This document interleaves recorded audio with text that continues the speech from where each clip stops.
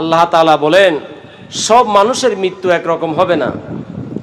জালেমের মৃত্যু হবে একরকম, বেঈমানের মৃত্যু হবে একরকম, আর যে মুমিন, যার অন্তরে ইশকে রাসূল আছে, আদবে মুস্তাফা আছে, যার অন্তরে আউলিয়া কেরামের মোহব্বত আছে, যার অন্তরে তার পীর ও মুর্শিদের ভালোবাসা আছে, তার মৃত্যু অন্য কোন সাধারণ মানুষের মতো হবে না।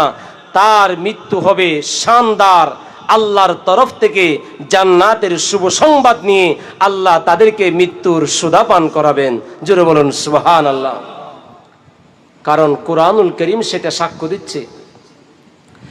এজন্য আল্লাহ পাক রব্বুল আলামিন বলেন তাতানাজ্জালু আলাইহিমুল মালায়েকা, আমার ওই সমস্ত নেককার বান্দারা যখন মৃত্যুর বিছানায় শুয়ে যাবে, মৃত্যুর বিছানায় যখন তারা পড়ে যাবে, দুনিয়ার হায়াতের বাজেট যখন শেষ হয়ে যাবে, তাতানাজ্জালু আলাইহিমুল মালায়েকা, যখন তাদের হায়াতের বাজেট শেষ হয়ে যাবে, তাদের সাকারাতের সময় আল্লাহর রহমতের ফেরেশতারা আসবে আর বলবে আল্লাহ তাখাফু ওয়ালা তাহজানু, ভয় পেও না, ভয় পেও না।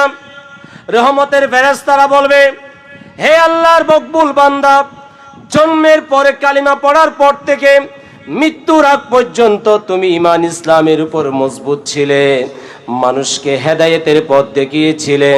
আজকের এই দিনে তুমি ভয় পেও না, হতাশ হইও না, দুনিয়া নিয়ে পেরেশান হইও না, কবর নিয়েও টেনশন করিও না। ওয়া আবশিরু বিল জান্নাহ, আল্লাহর তরফ থেকে তুমি জান্নাতের শুভ সংবাদ নিয়ে যাও।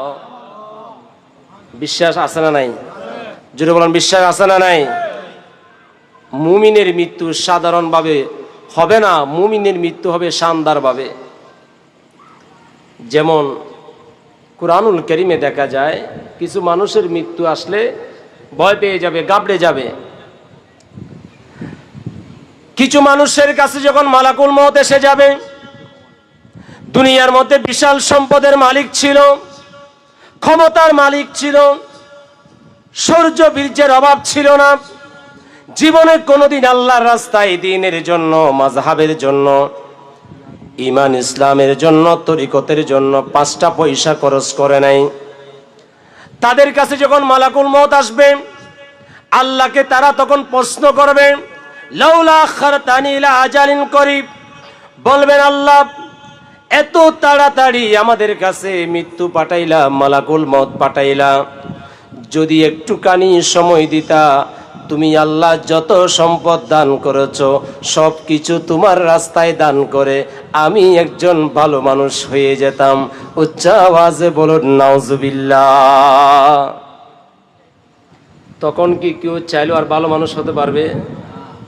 সে বলতেছে লাউলা আখারতানি ইলা আজালিন করিব ফাআসাদদাকা ওয়া আকুম মিনাস সালিহিন, বলে আল্লাহ একটু সময় দাও, একটু ফুরসত দাও, এত তাড়াতাড়ি মৃত্যু এসে যাবে কল্পনা করতে পারি নাই, একটু সুযোগ দিলে সম্পদগুলা তোমার দ্বীনের জন্য খরচ করে দেব। আল্লাহ বলেন ইযা জা আজালুহুম, যখন মৃত্যু এসে যাবে, দুনিয়ার হায়াতের বাজেট শেষ হয়ে যাবে, সময় শেষ হয়ে যাবে, তোমাকে 1 সেকেন্ড সময় দেওয়া হবে। কিন্তু তাদের মৃত্যু আর মুমিনের মৃত্যুর মধ্যে বেশ কম আছে না নাই? এজন্য আল্লাহ পাক রব্বুল আলামিন যারা আল্লাহর রাস্তায় শহীদ হয়ে যায়, যারা আল্লাহর দ্বীনের জন্য কুরবান হয়ে যায়, যারা নিজের ঈমান ইসলাম প্রতিষ্ঠা করতে গিয়ে, আল্লাহর কালিমা উড্ডীন করতে গিয়ে যারা নিজেদেরকে শহীদ করে দেয়, রব্বুল আলামিন তাদের শানে কুরআনুল কারীমের আয়াত নাজিল করেন। আল্লাহ তাআলা বলেন ওয়ালা তাকুলু লিমান ইয়াকতালু ফি সাবিলিল্লাহি আমওয়াত, আল্লাহ পাক রব্বুল আলামিন বলেন আল্লাহর রাস্তায় যারা শহীদ হয়ে যায়, এখন তো শহীদের কোনো অভাব নাই, এখন স্বার্থের জন্য মারামারি করলে মরে গেলে সেও শহীদ হয়ে যায়, দলের জন্য মারামারি করলে সে মরে গেলে সেও শহীদ হয়ে যায়, ক্ষমতার জন্য মারামারি করলে মারা গেলে সেও শহীদ হয়ে যায়। আবার এই ওয়াজ করাও যাবে না, এই ওয়াজ করলে সমাজের মানুষের গায়ে লাগবে, নেতাদের গায়ে লাগবে, কষ্ট লাগবে, বলবে হুজুরটা ভালো না, হুজুর আমাদের পক্ষে ওয়াজ করে নাই। অথচ আল্লাহ পাক রব্বুল আলামিন বলেন, ওয়ালা তাকুলু লিমান ইউকতালু ফি সাবিলিল্লাহি আমওয়াত। আল্লাহ তাআলা বলেন, যারা আল্লাহর কালিমাকে উড্ডীন করার জন্য, নবীর রিসালাতকে বুলন্দ করার জন্য যারা আল্লাহর রাস্তায় শহীদ হয়ে গেছে, জান দিয়ে মাল দিয়ে শহীদ হয়ে গেল, তোমরা তাদেরকে মরা মানুষ বলিও না। আমি আর আপনি মারা গেলে মারা গেছে, মৃত। কিন্তু আল্লাহ বলতেছেন, যারা আমার দ্বীনের জন্য, আমার রাসূলের দ্বীনের জন্য যারা শহীদ হয়ে গেছে, তাদেরকে তোমরা মৃত বলিও।